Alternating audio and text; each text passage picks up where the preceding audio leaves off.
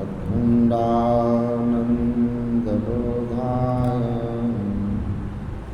शिष्यसन्तापहारिणे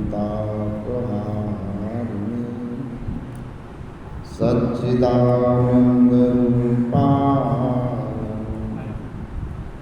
रामाय गुरवे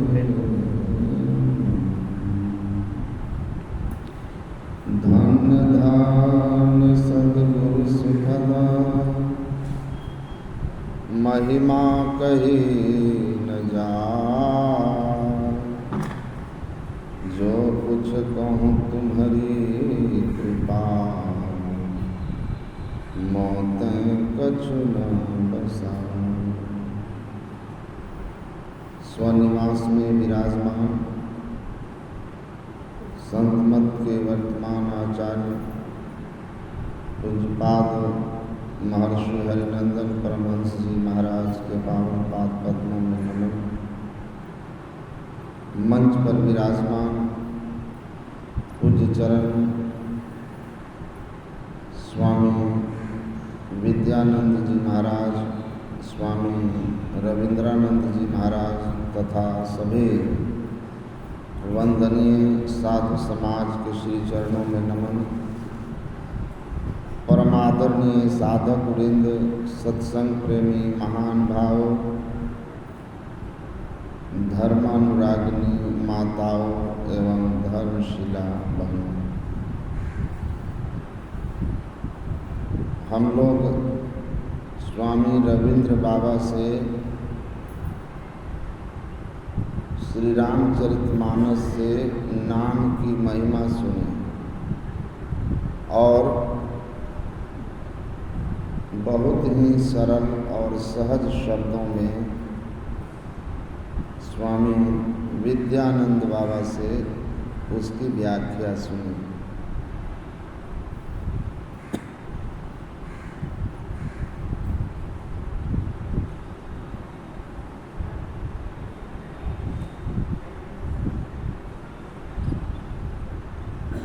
नाम के महिमा को गोस्वामी तुलसीदास जी महाराज वर्णन करते हैं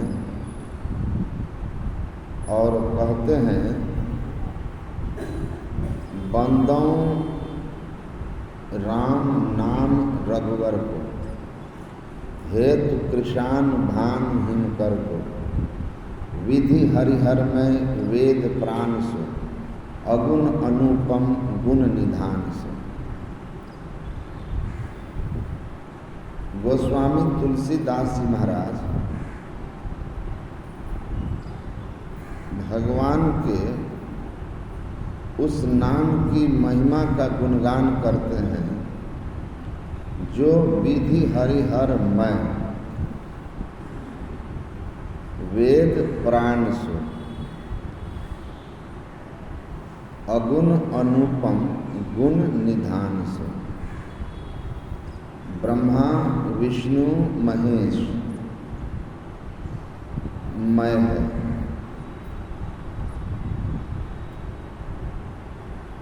वेदों का प्राण है, जीवन है और स्वरूपतः अगुण निर्गुण है, अनुपम जिसके जैसा कोई दूसरा नहीं हो सकता, अतुलनीय और समस्त गुणों का भंडार।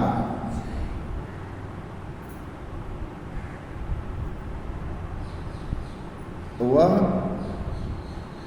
राम नाम ऐसा है।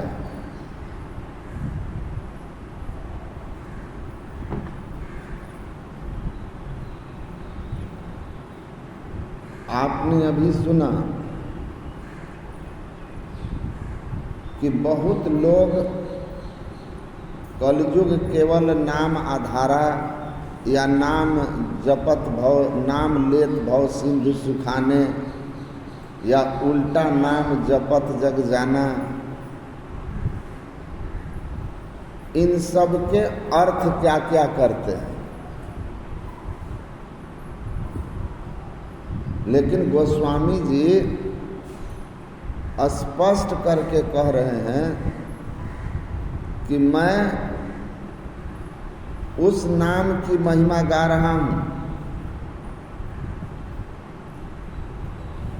जो ब्रह्मा विष्णु महेश सबके का उत्पत्ति का कारण है, सबका जीवन है, स्वभावतः निर्गुण, स्वरूपतः निर्गुण, अनुपम और गुणों का निधान है। तो यह जो निर्गुण नाम है, जैसे हम राम राम जपते हैं और जप की सिद्धि होती है तो हमको भगवान श्री राम के सगुण साकार रूप का दर्शन होता है। बहुत सारे भक्त को हुआ, ओम नमः वासुदेवाय जपते जपते भगवान विष्णु प्रकट हुए ध्रुव जी के सामने। तो सगुण का मतलब होता है जो तीन गुणों के साथ है, उत्पन्न होना, कुछ काल ठहरना और फिर समाप्त हो जाना। जिनमें ये तीन गुण हैं वह सगुण है, और जो इन तीन गुणों से मुक्त है वह निर्गुण है। जिसमें बदलाव है सगुण है, जिसमें बदलाव नहीं है निर्गुण है। तो सगुण नाम को जपने से सगुण रूप का दर्शन होता है।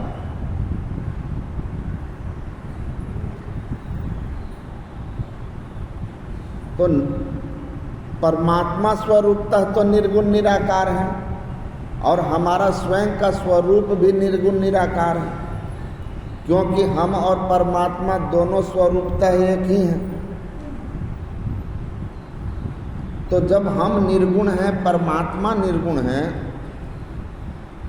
तो सगुण नाम से सगुण रूप का दर्शन होता है। जैसे राम बोलेंगे ना तो दिमाग में आएगा ना धनुषधारी, कृष्ण बोलेंगे मुरलीधारी। तो वह परमात्मा जो प्रकृति के कण कण में समाया हुआ, अब प्रकृति को भर के प्रकृति से परे निर्गुण निराकार अनंत सत्ता है, उसका हमें ज्ञान कैसे होगा? उससे हमारा परिचय कैसे होगा? तो उससे परिचय कराने वाला निर्गुण शब्द है, निर्गुण नाम है ईश्वर का। और वह निर्गुण नाम को कोई जप नहीं सकता, क्योंकि जिह्वा पर आवे नहीं, वह इंद्रिय गम नहीं है। वह कैसे जाना जाता है?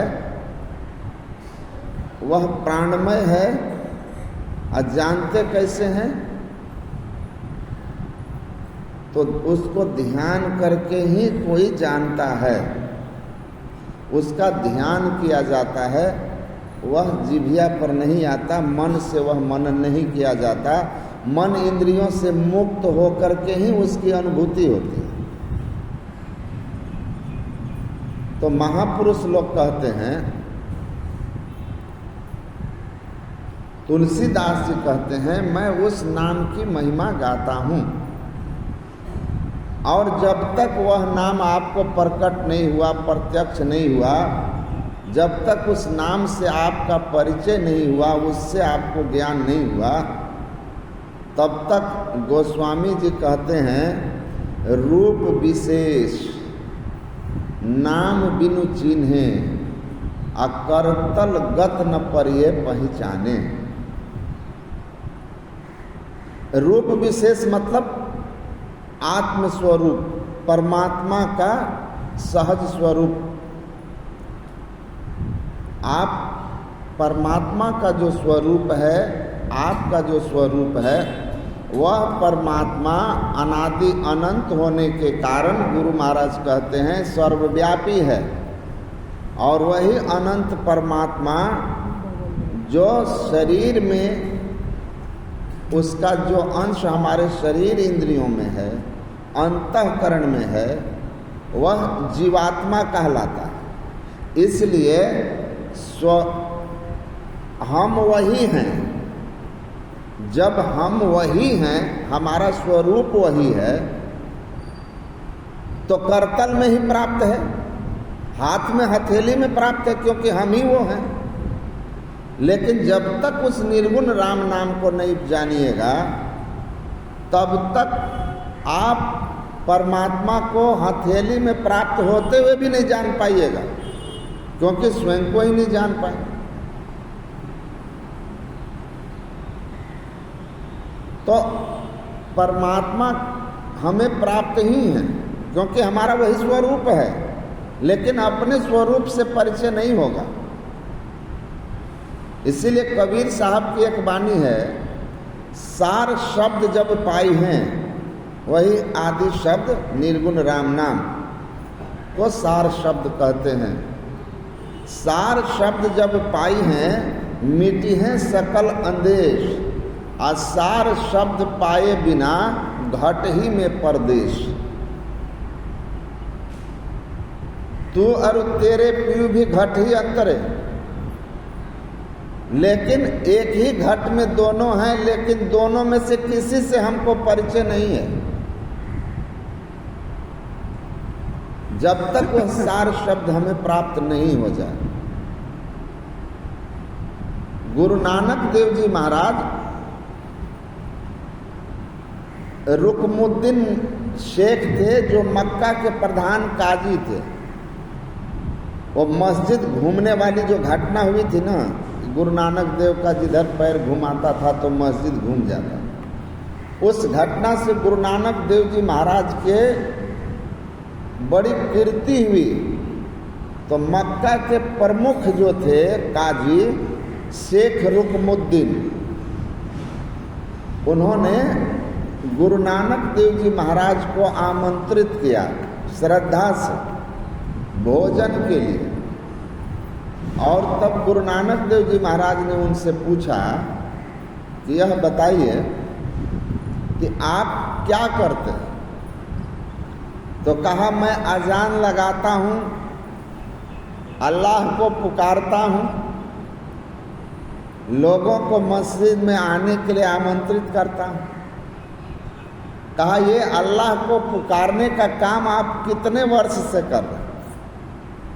तो शेख रुकमुद्दीन ने कहा कि 35 वर्षों से। संत गुरु नानक देव जी कहते हैं कि 35 वर्षों से अल्लाह को पुकार रहे हैं। अल्लाह की पुकार कभी आपने सुनी? तो शेख रुकमुद्दीन चौंक गए। कहा कि क्या अल्लाह भी हम लोगों को पुकारते हैं? तो गुरु नानक देव ने कहा कि अवश्य वो पुकारते हैं, पुकार रहे हैं, अब भी पुकार रहे हैं।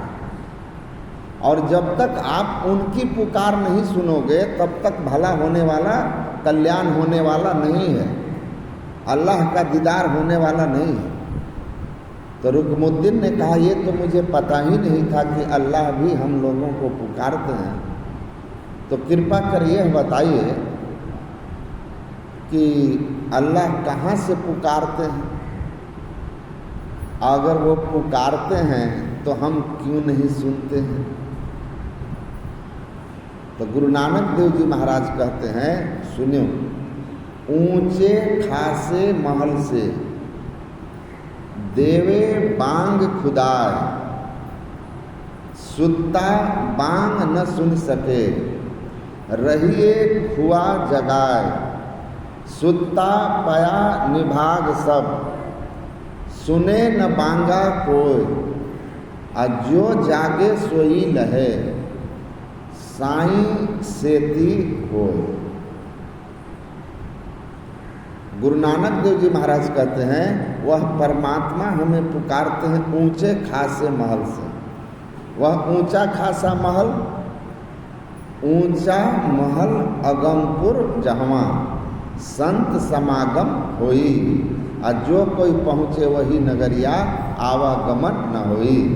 मैं वासी उस देश का जहाँ पार ब्रह्म का खेल, दीपक बरे अगम का बिन बाती बिन तेल।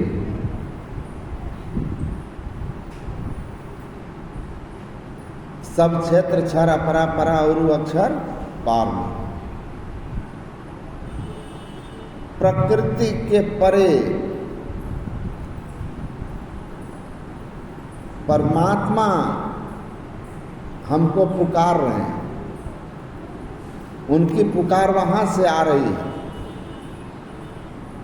हम सुन क्यों नहीं पा रहे? गुरु महाराज कहते ना, घट घट में होता आप ही वह शब्द अगम अपार है। सबके अंदर बज रहा है। प्रकृति के कनकन में वह शब्द व्यापक है। मैं ही शब्द अनाहत सह प्रभु, घट घट व्यापक पासा है साधो। लेकिन हम सुन क्यों नहीं रहे हैं? कहा परमात्मा पुकार रहे हैं तो हम सुन क्यों नहीं रहे हैं? तो कहा इसलिए नहीं सुन रहे हैं कि सुत्ता पया निभाग सब सुने न बांगा को। आप गहरी नींद में सोए हुए हो और इसलिए नहीं सुन रहे हो। और गुरु महाराज तो कहते हैं सूरत चेत अचेत छोड़ो। गुरु महाराज कहते हैं गहरी नींद में नहीं, अचेता अवस्था में हो। बेहोशिए इंसान से यह ख्याल जुदा है, बातिन में है मोहम्मद जाहिर में खुदा। आप बेहोश की स्थिति में, वो कहते हैं गहरी नींद में हो। तुलसीदास कहते हैं मोह निशा सब स्वनिहारा, देखिए सपन विविध प्रकारा, यही जग जामिनी जागहि जोगी। तो आप गहरी नींद में हो, बेहोशी में हो, इसलिए परमात्मा पुकार रहे हैं पर बगल से सुन नहीं रहे। कहा जो जगेगा परमात्मा की धुन को सुनेगा, और जो सुना तो साईं सेती होए, वह परमात्मा के संग ही हो जाएगा। अब ब्रह्म ज्ञानी आप परमेश्वर, वह स्वयं परमात्मा हो जाएगा। तो जाग करके सुनोगे, कहाँ जाकर सुन पाएंगे? घट घट में हो रहा है, सुन क्यों नहीं पा रहे? तो जहाँ जाकर सुनना है वहाँ नहीं पहुँच रहे। पूज्यपाद महर्षि संत सेवी परमहंस महाराज कहते थे, रेडियो जो होता है ना, उसका ट्रांसमीटर 1 सेंटीमीटर आप केवल ऊपर कर दीजिए तो जो पटना पकड़ा हुआ है ना रेडियो स्टेशन, वो सीधा BBC लंदन पकड़ लेता है। उसी तरह अपनी चेतना का सिमटाव कीजिए, या मग सूरत सरक जग जावे। आप अपनी चेतना का सिमटाव कीजिए, बहिर्मुख से अंतर्मुखी बनिए। गुरु महाराज आर्य समाज के एक महात्मा से चर्चा कर रहे थे। आप पढ़े होंगे, गुरु महाराज की जीवनी में है कि गुरु महाराज ने पूछा कि ईश्वर प्राप्ति का क्या साधन? तो उन्होंने कहा अंतर ज्योति। तो गुरु महाराज कहते हैं अंतर्नाद के बारे में आपका क्या ख्याल है?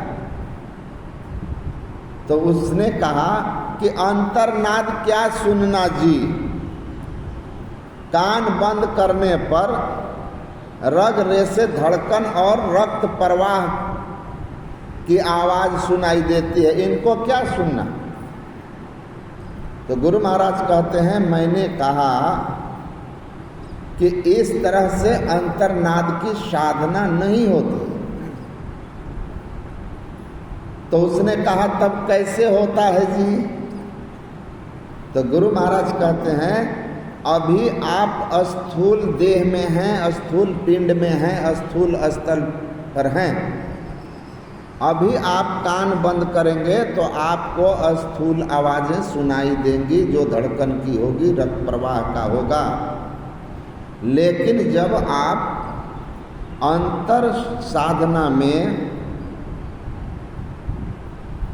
मंत्र जप, इष्ट रूप का ध्यान,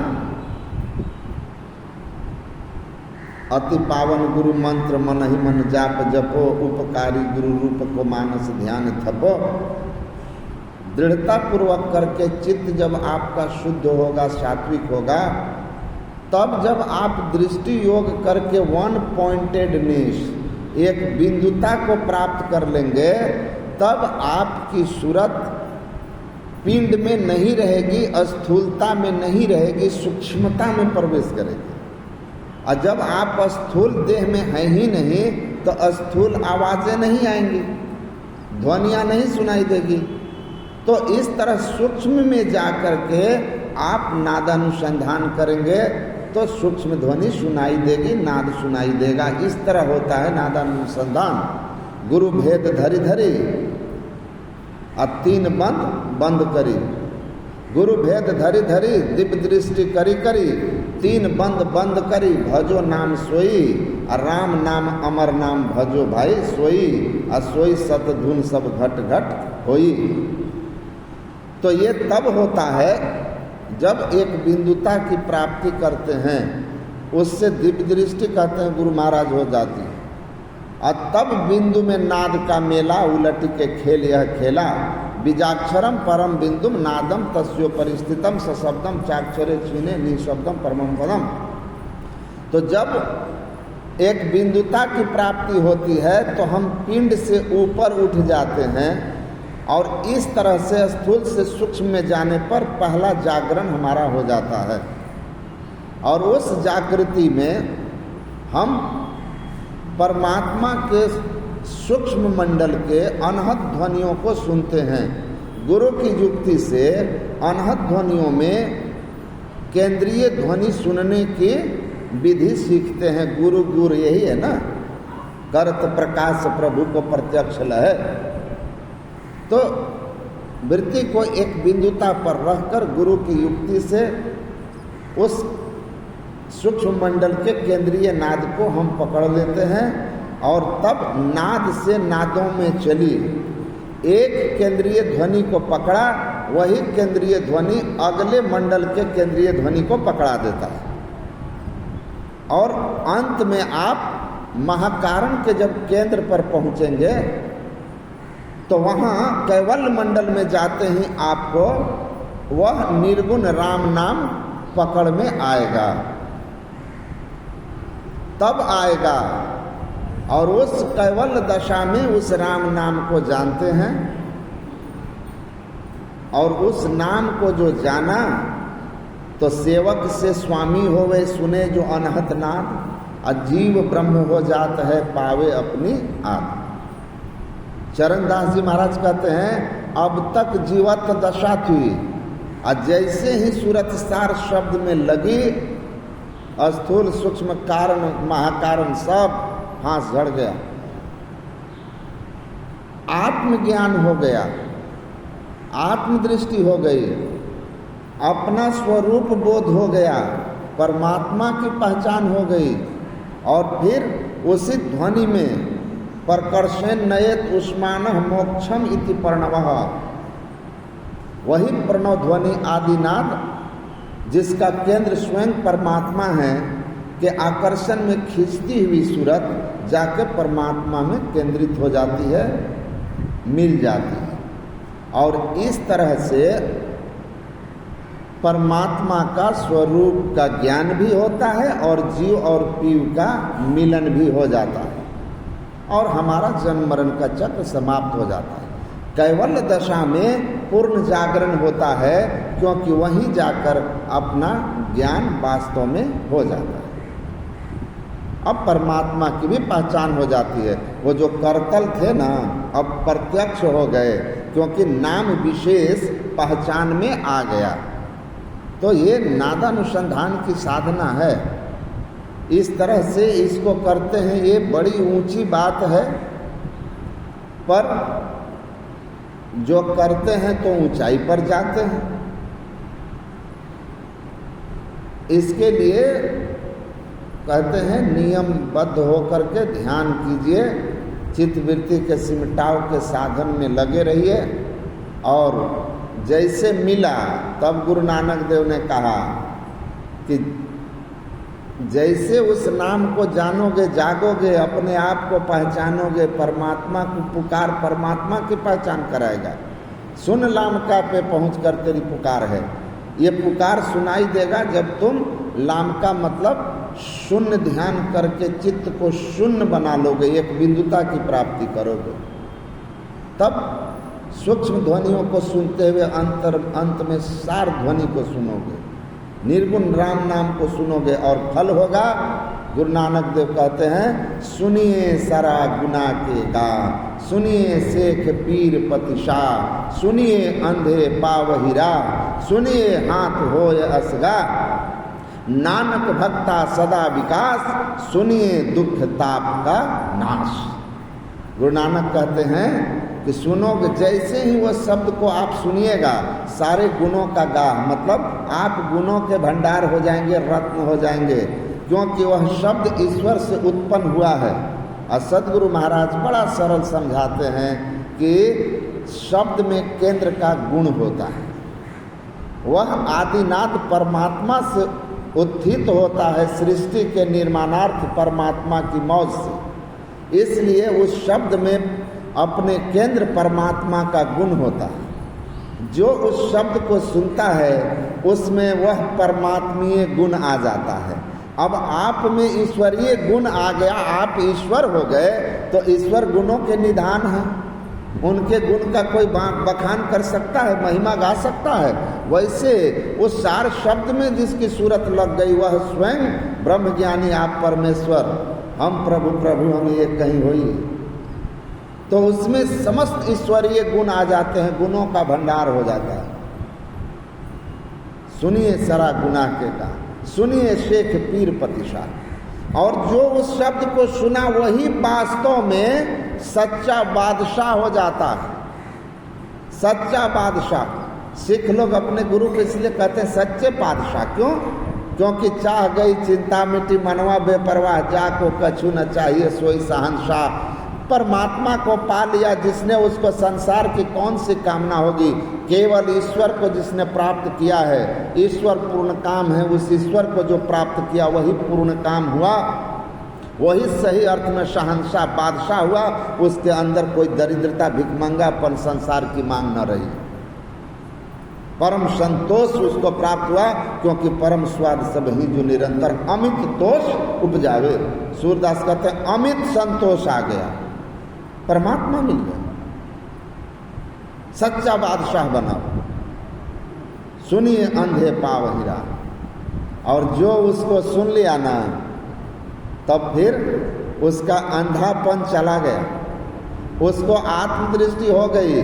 परमात्मा प्रकृति के कण-कण में थे लेकिन दिखाई नहीं दे रहे थे। भगवान कृष्ण कहते हैं ना, समम सर्वेषु भूतेषु तिष्ठन्तम परमेश्वर विनश्यत स्व विनश्यंतम यह पश्यति स पश्यति। परमात्मा समस्त उत्पत्ति विनाशशील प्रकृति के कण-कण में समाकर प्रकृति से परे अनंत होकर के हैं। जो उस अनंत परमात्मा को देखता है वही वास्तव में देखता है, उसी को वास्तव में दृष्टि है। और यही आत्मदृष्टि, उसी निर्गुण राम नाम, उल्टा नाम की साधना करता हुआ सार शब्द की प्राप्ति से होता है। तो हम वास्तव में नयन वाले हो जाते हैं। शौक़े दीदार अगर है तो नज़र पैदा कर, परमात्मा को देखने का शौक़ है तो आत्मदृष्टि प्राप्त कीजिए, जो वो आदि शब्द की प्राप्ति से होगा। और तब कहा सुनिए हाथ होय असगा। उस शब्द को सुनते ही वह अथाह परमात्मा, अनंत परमात्मा हाथ आ जाते हैं। करतल का थे ना, अब प्रत्यक्ष हो गए, हाथ आ गए, परमात्मा मिल गए। नानक भक्ता सदा विकास। गुरु नानक कहते हैं जो ऐसी अवस्था में चला गया सदा प्रसन्न रहेगा, आनंद में रहेगा, उसका तो स्थिति रहेगी देह रहे संसार में जीव राम के पास, और दादू कछु व्यापे नहीं काल जाल जम त्रास, क्योंकि सोवत जागत उठत बैठत टुक विहीन नहीं तारा, और झिन झिन जंतर निस्दिन जा बाजे, और जम जालिब पचिहारा। उसकी ये अवस्था हो गई, सदा आनंद में रहेगा। गुरु महाराज कहे ना, जिसकी सूरत सार शब्द में लग गई और समाधि में शब्दातीत पद में लय हो गया, वह शरीर भाव में भी रहेगा तो उसकी सूरत सार शब्द में लगी रहेगी।